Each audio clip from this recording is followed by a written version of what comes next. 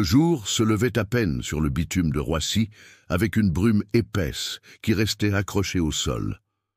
Dans ce brouillard matinal, on entendait déjà le bourdonnement sourd des moteurs endormis, mêlé aux voix précipitées des employés qui commençaient une nouvelle journée. Moussa, un homme à la peau sombre, les mains fatiguées par des années de travail, avançait d'un pas tranquille mais décidé, conduisant son vieux camion cabossé à travers les coulisses de l'aéroport Charles de Gaulle. La plupart des gens ne prêtaient aucune attention à lui, comme s'il faisait partie du décor, sauf ceux dont l'orgueil ne laissait pas de place au respect. Entre lui et la salambre et brillante réservée aux dirigeants du groupe Toulouse Aéroport, l'écart était flagrant. Cette pièce, saturée de verre et de moquettes épaisses, envoyait un message silencieux. Ici, chaque détail rappelait la hiérarchie, la séparation de classes, et une réalité où la couleur de peau comptait malgré toutes les paroles sur la diversité. Ce matin-là, tandis que le jet privé de Claire Delon, la grande dirigeante de Toulouse Aéroport, était garé sur le tarmac, immobile comme une promesse inaccessible, on remarquait rapidement les effets de sa présence.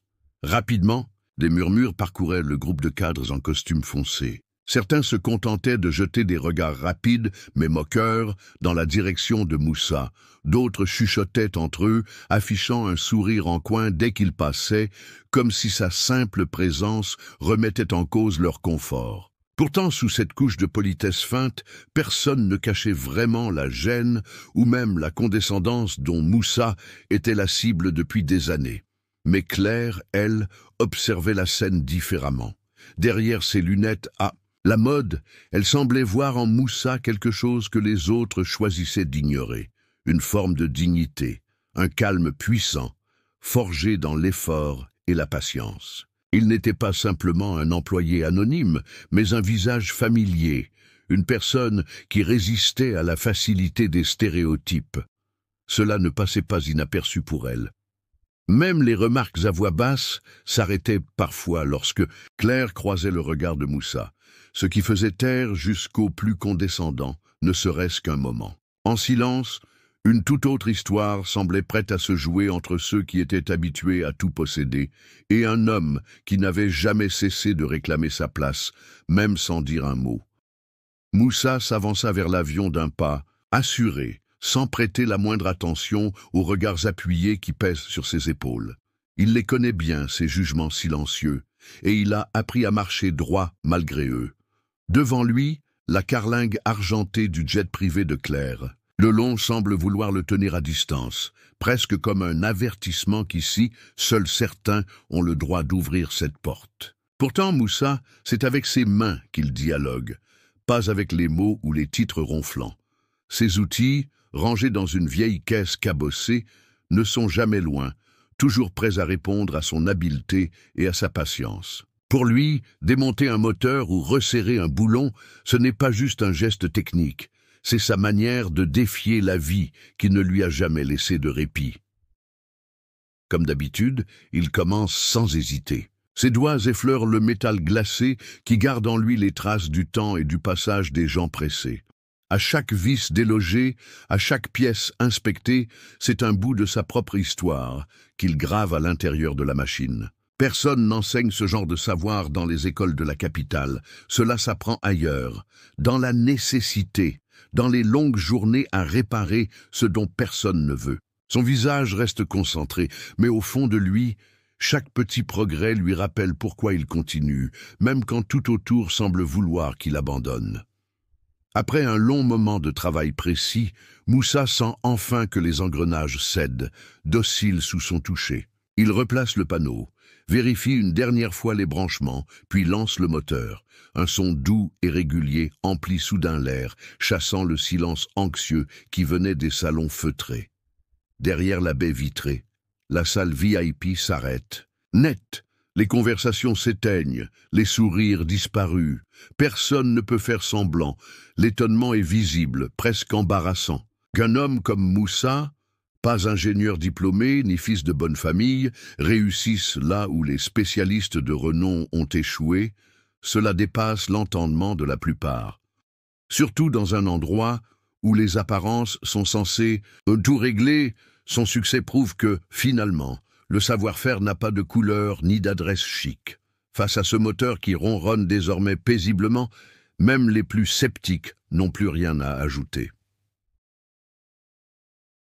Lorsque Claire Delon prit la décision de quitter le confort discret de son bureau pour rejoindre le tarmac, toute l'équipe de direction l'a suivie du regard, visiblement tendue. D'ordinaire, elle se contentait de diriger à distance, gardant une certaine réserve, mais là, elle traversa d'un pas décidé les larges baies vitrées et franchit la porte qui menait aux pistes. Sa silhouette, toujours impeccable, contrastait avec le décor industriel autour d'elle. Chacun de ses gestes rappelait qu'elle avait l'habitude de donner des ordres, et pourtant, à cet instant, elle semblait chercher autre chose. Arrivée, à hauteur de Moussa, elle s'arrêta, fixant le mécanicien, qui venait à peine de s'essuyer les mains sur son bleu de travail, avec une sincérité rare dans ce milieu. Elle ne s'adressa ni aux autres cadres, ni à ses conseillers qui attendaient plus loin, mais directement à celui qui venait de faire démarrer l'avion, là où les meilleurs experts avaient échoué. Sa voix résonna, douce mais claire, assez forte pour couper court à tous les petits bavardages autour. Elle le remercia devant tout le monde, mais pas seulement parce qu'il avait réparé le moteur. Son remerciement allait plus loin. Elle souligna la façon dont Moussa avait cherché la racine du problème, questionné chaque détail, refusant les solutions de surface. Ce genre de remerciement venant d'une femme de son rang avait quelque chose de désarmant. Ce n'était ni de la politesse, ni cette condescendance usuelle qui flotte dans les conversations de l'élite. Là, il s'agissait d'un vrai respect. Mais c'est alors que tout bascula, d'une manière que personne n'aurait pu prédire. Dans l'élan du moment, Claire fit quelque chose qui dépassait un simple geste de gratitude. D'un ton calme mais assuré, elle demanda à Moussa, devant témoin, s'il voulait l'épouser. Nul ne comprit aussitôt la portée de ces mots. On pensa d'abord à une plaisanterie, à une provocation. Puis, on vit qu'elle était sérieuse. L'atmosphère devint soudain électrique, chaque visage figé entre l'incrédulité et la gêne. Ce geste osé, dans cet univers truffé de règles tacites et de murs invisibles, ouvrait une brèche immense. Pour la première fois, les codes sociaux de Toulouse Aéroport vacillèrent. Il ne s'agissait plus de technique ou de hiérarchie, mais d'affirmer, sous le regard de tous, que le préjugé pouvait, en un instant, perdre sa prise sur l'avenir. La demande en mariage, lancée par Claire sur le tarmac de Roissy, eut l'effet d'un orage qui s'abat, sans prévenir, sur un ciel d'été. Pendant un instant, tout sembla suspendu, comme si le bruit habituel des avions et des engins s'était tu pour laisser place à ce moment hors norme. Les regards convergèrent immédiatement vers Claire. Certains la fixaient, ébahis, comme si elle venait de commettre une folie. Quelques membres du comité de direction échangèrent des regards complices, persuadés qu'il s'agissait d'une provocation, d'un moyen d'affirmer son pouvoir ou, pire, d'un caprice typique des grandes figures de l'élite. D'autres, moins sûrs d'eux, murmuraient déjà que derrière ce geste se cachaient des calculs ou des volontés de briser les règles simplement pour briller. Très vite, la stupeur fit place à tout un brouhaha alimenté de spéculations et de jugements en demi-teinte. Les chuchotements prenaient la forme de phrases coupées, portées par la surprise ou par la peur de ce que tout cela pouvait signifier pour leur univers si rigide. Pendant que les esprits s'agitaient autour d'eux, Moussa demeura silencieux, figé sur place à côté de son chariot à outils. Il sentit monter en lui une fierté mêlée à une angoisse profonde. Toute sa vie, il avait appris à se faire petit, à esquiver les projecteurs, parce qu'il savait que la moindre erreur ou différence pouvait lui coûter plus cher qu'aux autres. Cette fois pourtant, il ne pouvait fuir le poids des regards. Au fond de lui, une question tambourinait. Était-il possible que la sincérité de Claire, son geste inattendu, suffise à faire tomber cette barrière invisible qui, dans cet endroit, avait toujours assigné chacun à une place bien précise? Moussa se sentait exposé comme jamais, mais il y avait, dans les mots de Claire, et plus encore dans sa façon de soutenir le regard de toute l'assemblée, une authenticité qui perçait le mur de méfiance qu'il avait construit pour se protéger. Ce mélange de vulnérabilité et de respect fit vaciller quelque chose en Moussa. Alors qu'il cherchait le courage de répondre, il perçut dans le silence troublé que des failles s'ouvraient, que, pour la première fois peut-être, tout devenait possible, même pour lui, dont la couleur de peau semblait souvent résumer sa destinée, peu importe le talent ou le travail fourni. La nouvelle fit le tour des couloirs de Toulouse Aéroport plus vite qu'un avion en descente finale. Avant même que Claire et Moussa aient eu le temps de sortir du tarmac, on en parlait déjà autour de la machine à café, puis dans les bureaux feutrés au dernier étage du bâtiment administratif. C'est dans ces couloirs sombres que rôdait Jean-Marie Laurent, le directeur des opérations, connu pour son autorité froide et sa manière de gérer la boîte comme une citadelle, inaccessible à ceux qui ne rentraient là ou pas dans ses cases. Quand il apprit ce qui s'était passé sur le tarmac, il ne vit pas qu'une banale histoire de sentiments. Il y lut une menace directe contre tout ce qui gardait son pouvoir intact. Selon lui, un pas comme celui de Claire, quitter le rang pour se lier à Moussa, c'était ouvrir la porte à l'imprévisible, faire trembler les fondations construites sur des codes aussi silencieux qu'intransigeants. Jean-Marie n'attendit pas une minute. Il fit appel à ses proches collaborateurs, tous fidèles à la cause commune du statu quo. Leur stratégie était classique mais efficace. Éviter la confrontation ouverte, mais isoler Moussa et, de façon plus discrète, Claire elle-même. On glissait des remarques ironiques lors des réunions. On oubliait soudain d'inviter l'un ou l'autre à certains rendez-vous importants. Tout était fait pour installer un climat d'exclusion sans jamais laisser de preuves. Derrière chaque sourire se cachait la vigilance de ceux qui souhaitent préserver leurs privilèges, histoire de montrer que s'écarter de la norme n'est jamais anodin chez Toulouse Aéroport. Du côté de la petite ville de Gonesse, en banlieue, nord de Paris, là où Moussa avait grandi et où sa famille vivait encore, la rumeur du mariage imminent prit une tournure bien différente. Pour beaucoup, voir un des leurs briser une frontière aussi solide soulevait la fierté, mais la frayeur n'était jamais bien loin. On savait que cette histoire ferait parler, que les projecteurs risquaient d'exposer à la fois les rêves et les risques de dégringolade. Les ragots racistes arrivèrent vite, souvent déguisés sous de faux compliments ou sous forme de vieilles blagues ressassées. Pourtant, entre les regards qui baissaient et les langues qui se déliaient, Moussa sentait aussi le soutien discret des anciens, de ses voisins et des jeunes du quartier qui comprenaient ce que signifiait, au fond, se battre pour un peu de reconnaissance, dans un monde trop souvent fermé. Au milieu des conversations tendues et des discussions à demi-mot, une personne fit doucement pencher la balance. Geneviève Martin, marraine et confidente de Claire depuis l'enfance. Femme à la voix grave, un peu décalée dans ce monde d'apparence, elle avait vécu elle-même bien des fractures. Des souvenirs de trahison et de choix difficiles la hantaient encore parfois. Et c'est peut-être pour cela qu'elle sentit tout de suite ce qui vibrait d'authentique dans la démarche de Claire et de Moussa. Pour Geneviève, ce couple n'était pas qu'un pari étrange ou une histoire d'amour atypique dans les couloirs feutrés de Toulouse Aéroport.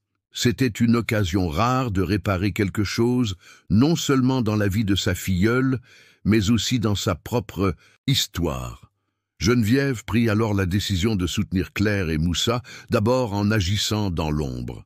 Elle organisa discrètement des rencontres, facilita les discussions nécessaires avec les personnes d'influence, et calma même les esprits de quelques membres du conseil d'administration les plus réticents. Mais elle ne se contenta pas d'un rôle discret. Rapidement, elle fit aussi des gestes bien visibles, une parole claire ici, un bras passé autour de Claire là, une présence forte lors des événements publics. Chaque fois qu'un mot blessant ou un regard dur s'abattait sur le couple, Geneviève était là pour détourner la conversation ou rappeler subtilement à l'ordre ceux qui oubliaient que le respect n'a pas de hiérarchie. Ce soutien sans faille allait bien au-delà de la simple solidarité. Geneviève comprenait combien ces jeunes avaient besoin d'un abri, d'un point d'ancrage pour affronter les tempêtes qui secouaient déjà leur avenir. Au fond d'elle, elle avait la conviction que, Si Claire et Moussa parvenaient à surmonter tous ces obstacles visibles et invisibles, alors peut-être que certaines de ses propres douleurs deviendraient moins lourdes à porter. Ainsi, elle transformait sa propre expérience de la perte, de la solitude et du doute en force vivante pour protéger ce couple fragile face à l'adversité.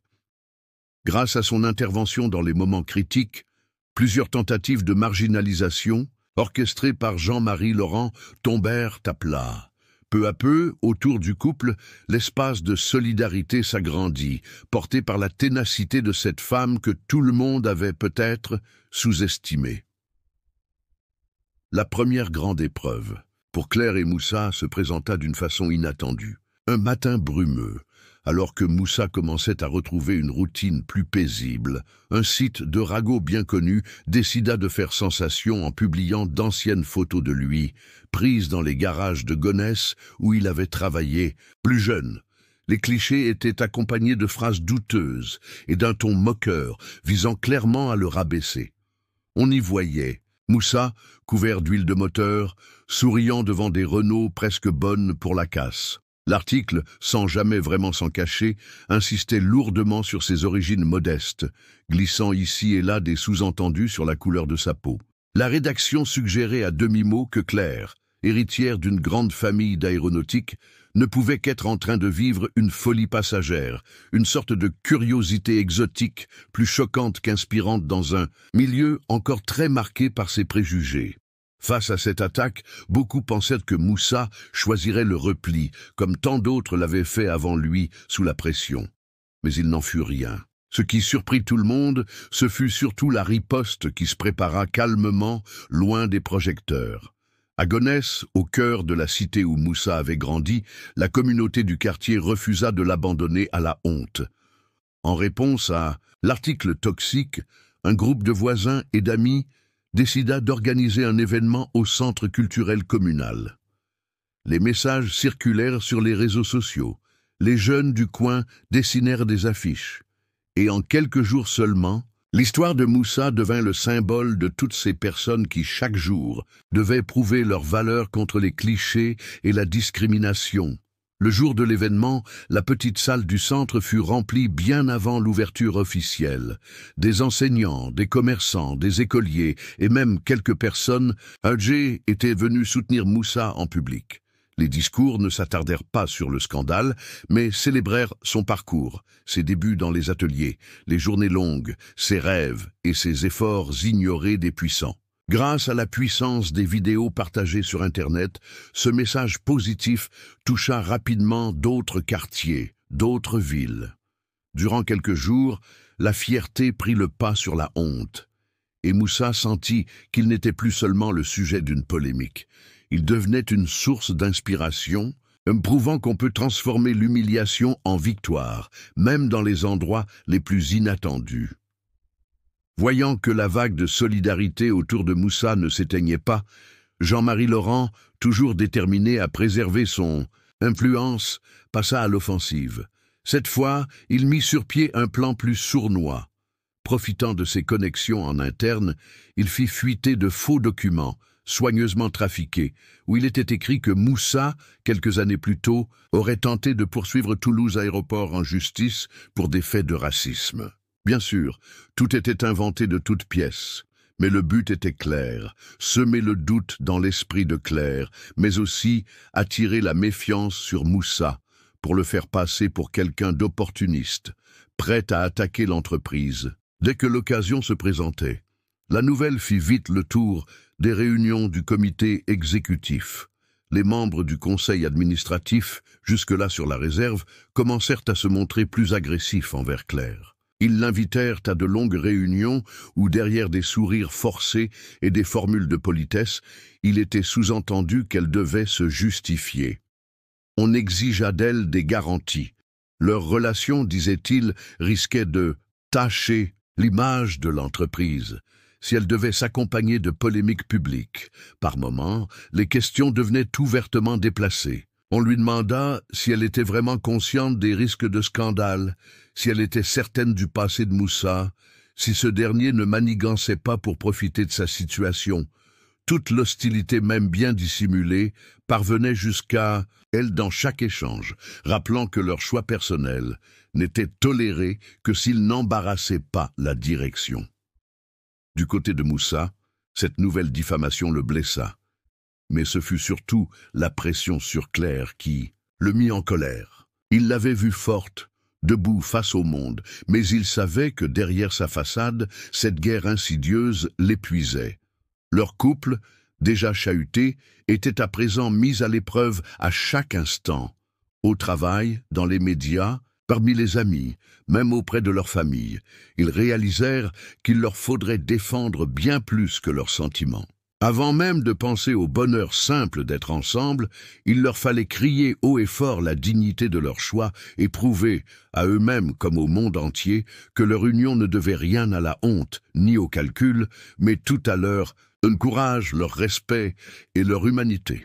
Moussa sentit assez vite la différence dans les couloirs et les bureaux de Toulouse Aéroport. Peu importe où il allait, il croisait désormais des regards qui hésitaient entre le jugement et la curiosité, souvent alourdis par une sorte de réserve froide qui n'existait pas avant.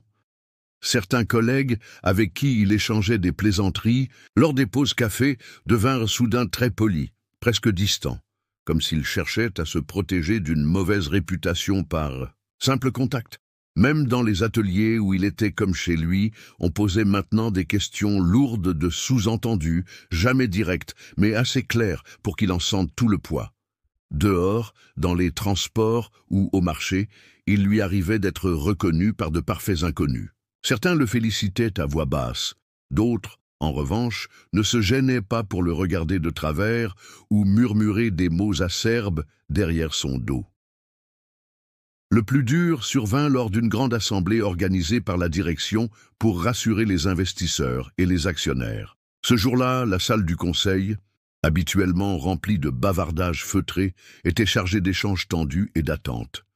Moussa prit place, simple mais droit, en face de la haute direction et d'une bonne trentaine de représentants financiers. Après les présentations protocolaires, l'un des gros actionnaires prit la parole. « Monsieur Diop, comment pouvons-nous être sûrs que votre présence ici ne met pas en danger la stabilité de l'entreprise?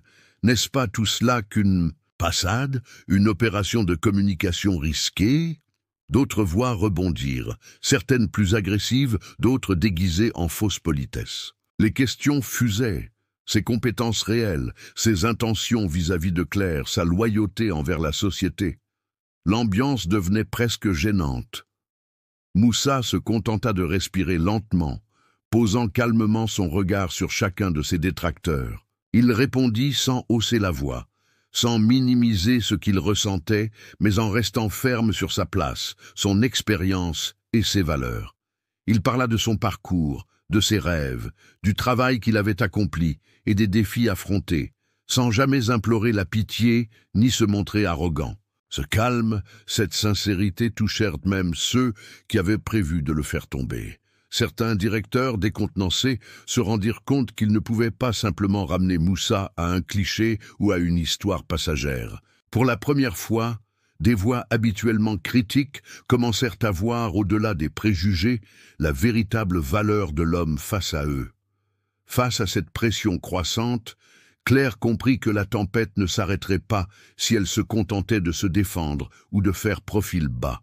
Les rumeurs s'étaient glissées jusque dans les discussions à huis clos du conseil d'administration. Certains la menaçaient à demi-mot de lui retirer la présidence si elle continuait à afficher son soutien à Moussa sans ambiguïté. Le dilemme était lourd. Devait-elle renoncer à tout ce qu'elle avait conquis jusqu'ici pour protéger l'homme qu'elle aimait, ou sacrifier ce lien profond pour préserver une carrière bâtie sur des années de sacrifice? La réunion décisive fut fixée pour un vendredi, dans une salle où chaque tableau et chaque tapisserie rappelaient l'histoire prestigieuse de Toulouse Aéroport. Dès son entrée, elle sentit l'atmosphère tendue, chaque siège autour de la table occupé par des hommes et femmes qui n'avaient jamais douté que la tradition avait toujours raison. On lui demanda si elle envisageait de reculer, de revenir sur sa décision pour le bien de l'entreprise. D'ordinaire, Claire aurait pesé ses mots, cherché une voie de compromis, Mais cette fois, la lassitude et l'amour mêlés prirent le dessus. Elle se leva, la voix ferme, malgré le tremblement de ses mains, pour dire que sa fidélité ne se limitait pas à ses fonctions ni à la réputation de l'entreprise. Elle leur expliqua que les choix personnels ne devaient pas être sacrifiés sur l'autel du paraître, surtout si ces sacrifices allaient à l'encontre de ce que nous avons tous de plus humain. Elle assuma publiquement le risque, déclarant qu'elle plaçait son propre nom et son avenir sur la table, prête à tout perdre s'il le fallait, plutôt que de mentir sur ce qui comptait vraiment pour elle. Chaque mot prononcé fit résonner un silence lourd dans la pièce. Son geste, inattendu et audacieux, fit vaciller les vieilles certitudes. Pour la première fois, certains membres du Conseil commencèrent à s'interroger sur ce qui était réellement en jeu. Ce n'était plus une question de carrière, ni seulement une romance à polémique, mais un acte de libération qui interpellait leur conscience et remettait en cause toutes les petites lâchetés qu'eux-mêmes avaient acceptées au fil des ans. Claire, en exposant ses vulnérabilités, changea les règles du jeu et redonna à chacun l'envie de réfléchir différemment à ses propres choix.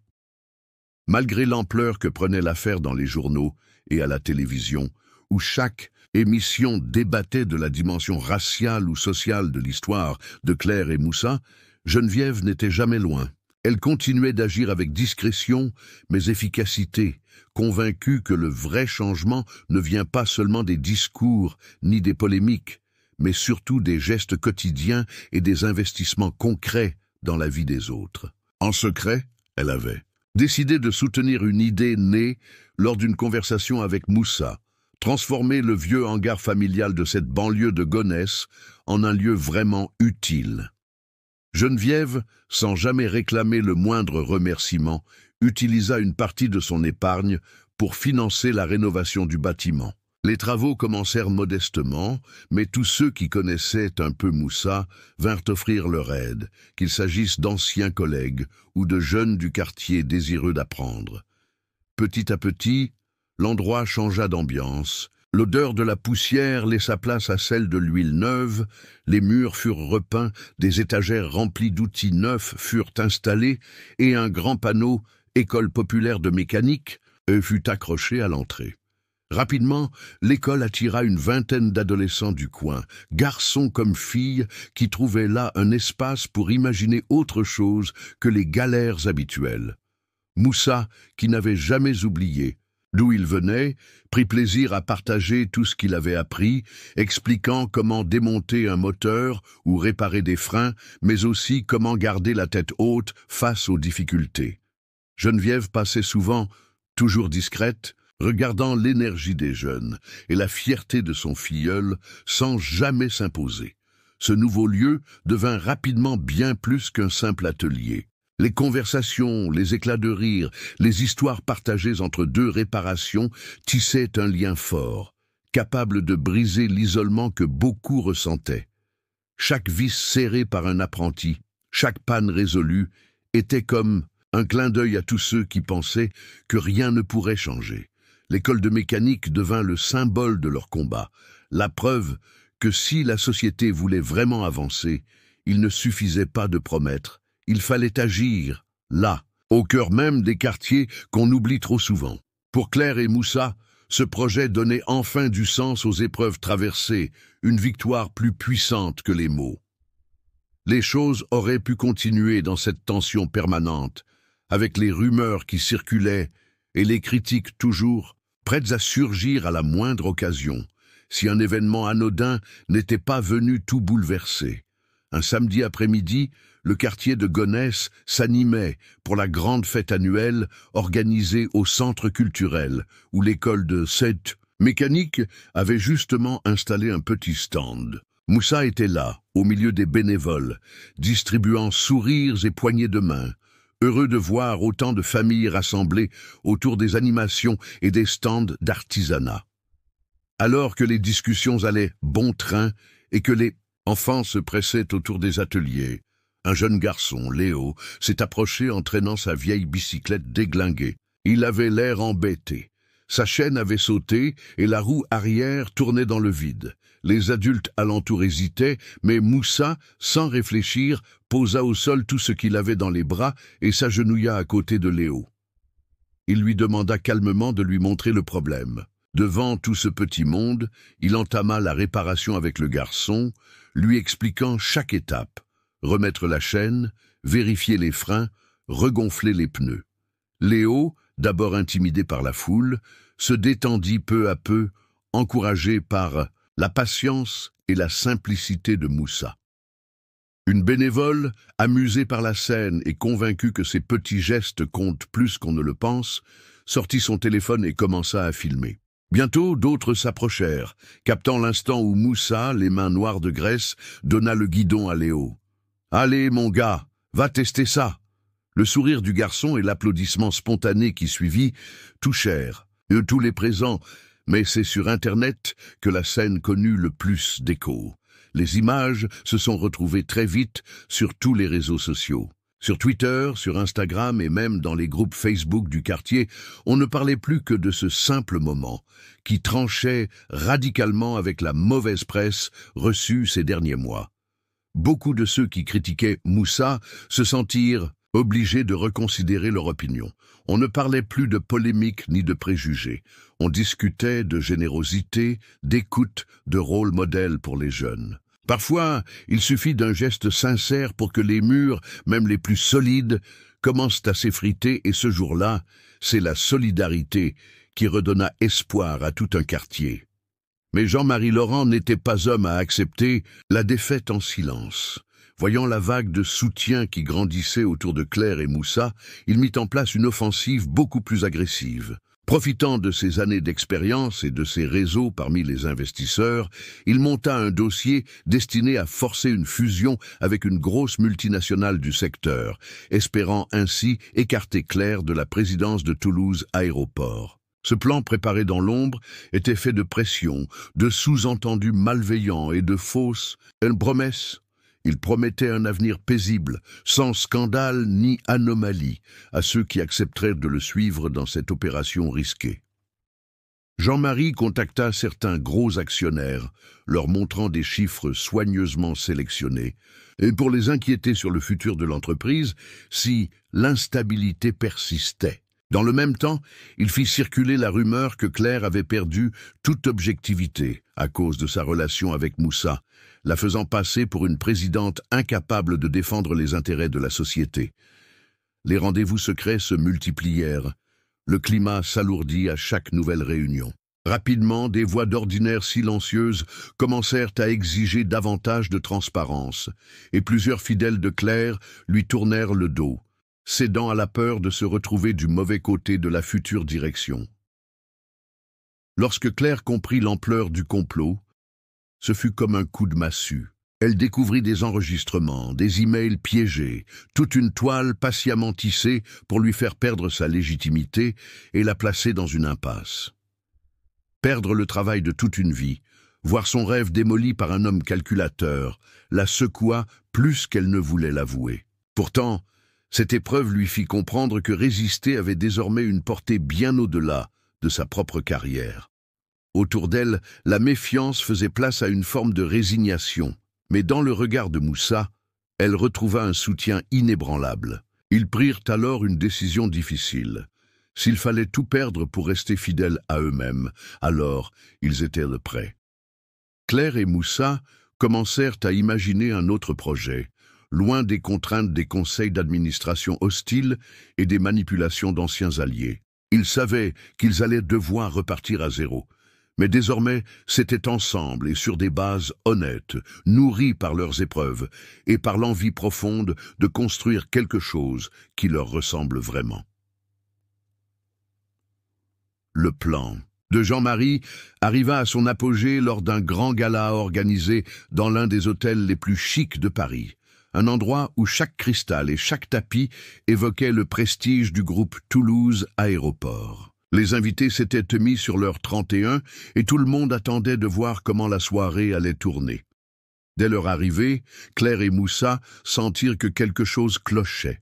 Les sourires étaient tendus, les conversations souvent interrompus dès qu'ils passaient à portée d'oreille, et certains regards portaient une froideur qui n'était pas là les années précédentes. Au milieu des rires mondains, un groupe de convives commença par de petites moqueries, à peine déguisées sur les origines de Moussa.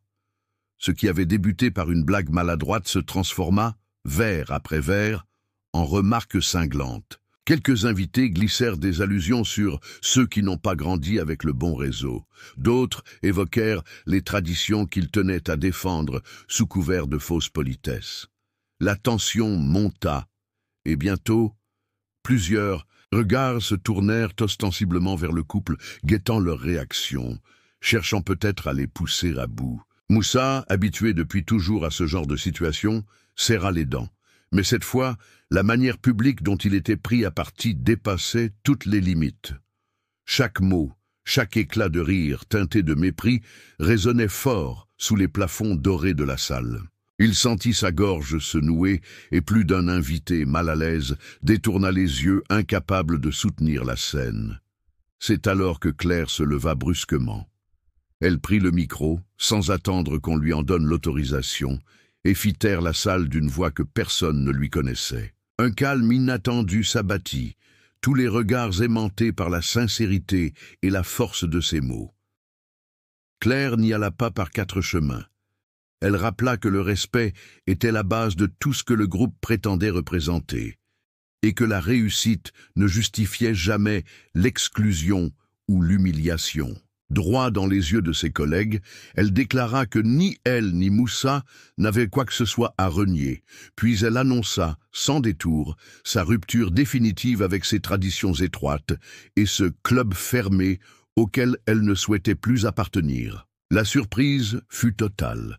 Certains restèrent muets, d'autres furent émus aux larmes. Dans ce silence lourd, un élan d'espoir naquit. Peut-être qu'en brisant un vieux cercle, Claire venait d'ouvrir une porte pour tous ceux qui en restaient exclus.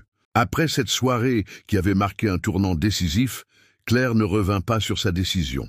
Dès le lundi suivant, elle fit publier une lettre officielle où elle annonçait qu'elle quittait la direction de Toulouse Aéroport et renonçait à une part importante de sa fortune qu'elle tenait depuis sa famille. Sa déclaration ne concernait pas simplement son poste, c'était un véritable adieu à un monde dont elle ne voulait plus. Elle partageait les valeurs. Les médias relayèrent la nouvelle et la surprise fut générale, même parmi ceux qui la connaissaient depuis des années. Beaucoup ne comprenaient pas comment elle osait abandonner tant de privilèges. Mais pour Claire, le sens de ce geste allait bien au-delà de n'importe quel chiffre sur un compte en banque. Aux côtés de Moussa, elle se concentra alors sur un nouveau projet, plus en accord avec ce qu'il voulait porter. Ils choisirent de s'installer définitivement à Gonesse, transformant l'ancien centre communautaire, qui incarnait désormais la résistance au vieux système, en le cœur de leur aventure. Leur idée était claire.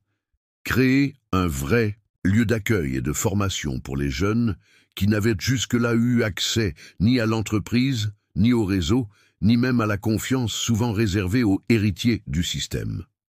Très vite, ils baptisèrent leur nouvelle entreprise Horizon commun et chaque semaine de nouveaux bénévoles rejoignaient l'équipe. On organisait des ateliers pour apprendre la mécanique, le codage informatique ou encore la gestion de projets. Moussa s'occupait des jeunes, leur transmettant son savoir dans un langage simple et direct, tandis que Claire utilisait tout son réseau pour attirer des intervenants venus des quatre coins de la France. Là où autrefois régnait l'exclusion et la méfiance, on voyait maintenant de l'écoute, de la solidarité et des réussites, qui inspiraient bien au-delà du quartier. Le bruit de ce nouveau centre se répandit rapidement jusqu'à attirer l'attention de grandes écoles et de PME locales, prêtes à recruter les jeunes formés sur place. Ce changement dérangea certains anciens collègues de Claire, peu habitués à voir bouleverser l'ordre établi. Mais à force de petits succès, Horizon commun devint un modèle, un endroit où l'innovation se nourrissait de diversité, d'apprentissage et d'une volonté farouche d'ouvrir des portes. Là où des murs avaient été érigés pendant des décennies, Claire et Moussa mirent en place des ponts pour toute une nouvelle génération. L'école de mécanique de Moussa ouvrit finalement ses portes à sa première promotion. Là, sous la lumière tamisée des néons, on retrouvait des garçons et des filles, principalement noirs, souvent issus de familles qui n'avaient jamais eu accès à ce genre d'opportunités. La plupart arrivaient avec une timidité mêlée de fierté, porteurs de l'histoire de parents et de grands-parents, parfois oubliés par les grandes institutions du pays. Les premiers jours furent chargés d'émotions.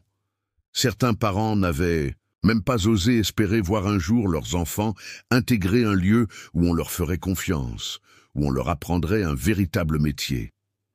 Moussa, toujours aussi patient, accueillit chacun à sa manière, en rappelant à quel point ce genre d'endroit aurait changé sa propre vie lorsqu'il avait l'âge de ses élèves. Claire, de son côté, passait tous les matins saluer les jeunes et échanger quelques mots avec eux, montrant que tout le monde avait de l'importance, peu importe son histoire ou son quartier d'origine. Les journées s'enchaînaient au rythme des ateliers et des tutoriels de mécanique, mais aussi grâce aux pauses café impromptues où tout le monde riait en partageant des anecdotes. Dès la première semaine, chaque petite réussite était prise comme une victoire partagée. La première fois que Salif a réparé un démarreur tout seul, quand Hawa a fini de remonter un moteur sous les applaudissements de ses camarades, ou encore lorsque la bande a réussi à remettre sur la route une vieille Renault abandonnée derrière le hangar. Petit à petit, la peur de ne pas être à la hauteur laissa place à la confiance et à la camaraderie. On voyait dans les yeux des parents une fierté nouvelle, presque incrédule, et parfois, devant l'atelier, certains laissaient couler quelques larmes discrètes en regardant leurs enfants prendre place là où, autrefois, personne ne les attendait. Pour Claire et Moussa, chaque parcours réussi était une preuve vivante qu'on pouvait vraiment changer les règles. Pas seulement pour une poignée de privilégiés, mais pour tous ceux qui, depuis si longtemps, étaient restés en dehors du jeu. Entre les établis recouverts d'outils, on sentait naître une génération qui, un jour, ouvrirait d'autres portes encore fermées et montrerait à tout le quartier, puis au reste du pays, que tout peut basculer quand on choisit d'agir. Parmi toutes ces transformations, une conversation inattendue eut lieu dans le petit bureau vitré qui surplombait l'atelier. Ce matin-là, André, une amie de longue date de la famille de Moussa, était venue rendre visite à l'école. Elle avait toujours été une figure discrète mais présente, ayant traversé, elle aussi, les embûches d'une société qui laissait peu de place à ceux qui refusaient de rentrer dans le rang. Après avoir observé les jeunes à l'œuvre avec un mélange de tendresse et de nostalgie, André demanda à Moussa de s'asseoir un instant, loin du bruit des moteurs. C'est là qu'elle ouvrit son cœur pour la première fois.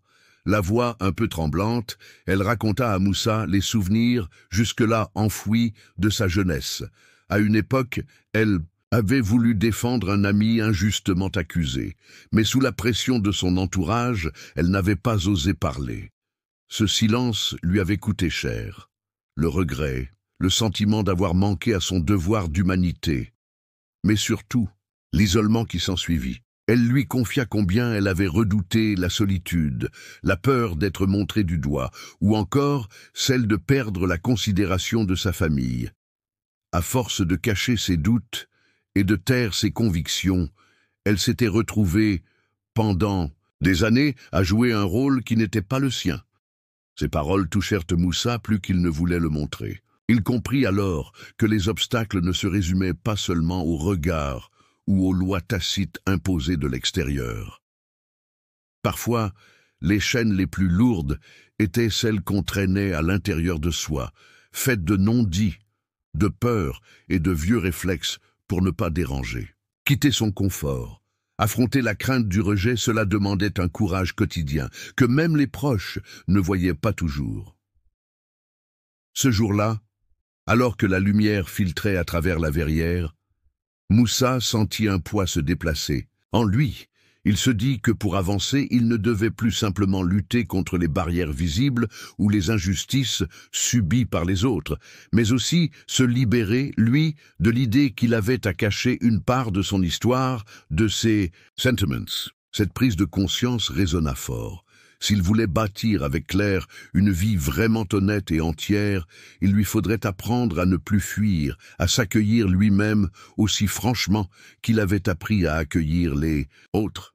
Leur relation prit alors une nouvelle tournure, comme si le temps leur avait enfin donné la chance de mieux se comprendre. Au fil des semaines, Moussa et Claire quittèrent peu à peu le terrain battu des apparences pour s'installer dans quelque chose de plus vrai, plus solide. Au début, ils partageaient surtout des regards complices entre deux réunions ou quelques mots échangés pendant le trajet en métro après une journée bien remplie. Mais, à mesure qu'ils traversaient ensemble les tempêtes, la confiance s'épaississait. Ils apprenaient à s'appuyer vraiment l'un sur l'autre, sans craindre d'être jugés, même dans leurs faiblesses. Moussa savait que les blessures de son passé ne disparaîtraient jamais complètement. Plutôt que d'essayer de les cacher, il commença à les accepter. C'était elle qui lui rappelait d'où il venait, tout ce qu'il avait surmonté, et elle lui donnait une énergie nouvelle pour ne pas reproduire les silences imposés autrefois. Loin d'être honteuses, ces cicatrices étaient devenues comme des insignes, partagées sans gêne avec Claire, qui écoutait sans jamais chercher à réparer, simplement en étant là. Cette nouvelle forme de tendresse leur permit d'être plus forts face à ce que le monde attendait d'eux. De son côté, Claire changea elle aussi. Son univers, autrefois tourné vers les codes de l'élite et la surveillance constante du regard public, s'élargit. Elle goûta une paix inconnue, celle de ne pas devoir prouver sa valeur ni perpétuer des traditions qui ne lui ressemblaient pas. Elle se laissa aimer simplement, sans retenue ni masque, acceptant cette nouvelle identité qu'elle construisait jour après jour à côté de Moussa. Ensemble, ils cultivaient des moments très ordinaires, des dîners improvisés dans leur cuisine, des dimanches à discuter de l'avenir d'horizons communs, des rires partagés lors des soirées informelles avec l'équipe et les jeunes. Petit à petit, le quotidien du couple devint leur refuge, leur rempart contre les jugements extérieurs.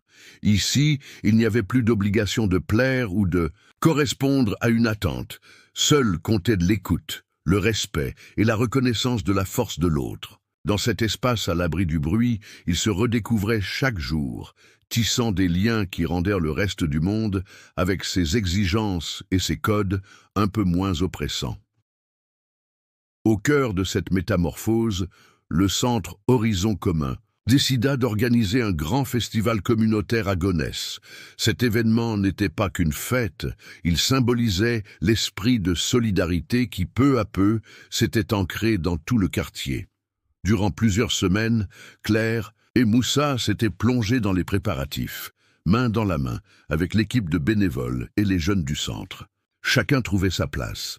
Salif s'occupait de la sono, Awa coordonnait les ateliers d'initiation à la mécanique, des voisins préparaient leurs meilleures recettes, et dans l'air, on sentait la fébrilité d'un grand jour.